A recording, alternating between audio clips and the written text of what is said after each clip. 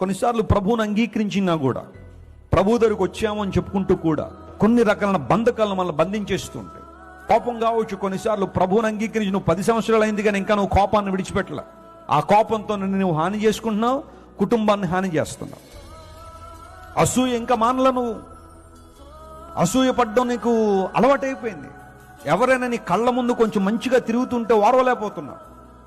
ఎవరి పిల్లలైనా కొంచెం డెవలప్ అవుతుంటే తట్టుకోలేకపోతున్నావు. ఏదో విధంగా నిందలేసేయాలని, వారి యవన జీవితాల మీద మచ్చలేసేయాలని, మరకలేసేయాలని ఎన్నో ప్రయత్నాలు చేస్తున్నావు. కారణం అసూయ. ఈ రోజున అసూయ బాగా చలామణిలో ఉంది. మంచిగా ఉన్న వాళ్ళని చూసి ఓర్వలేకపోతున్నారు. భార్యాభర్తలు ఉంటారు, కొంతమంది చక్కగా ఆనందంగా చూస్తే కొంతమంది ఓర్వలేరు. వారిద్దరి మధ్య ఎలాగైనా గొడవలు పెట్టాలని ఆలోచన.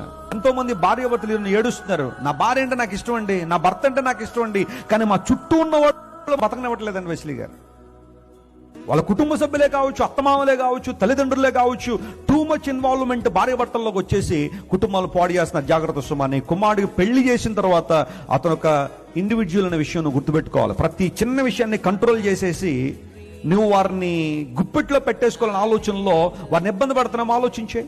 నీ స్వార్థంతో ఇతరుల జీవితాలను ఎప్పుడు ఇబ్బంది పెట్టద్దు. బందికానంలో ఉన్నావా? అసూయ, స్వార్థము, సంకుచిత స్వభావం, నేను ఒక్కడనే బాగుంటే చాలు, నా కుటుంబం బాగుంటే చాలు, దానికోసం ఎవడెలా పోయినా పర్వాలేదన్న ఆలోచన ఇలా ఉందా? You need to be delivered. నువ్వు విడుదల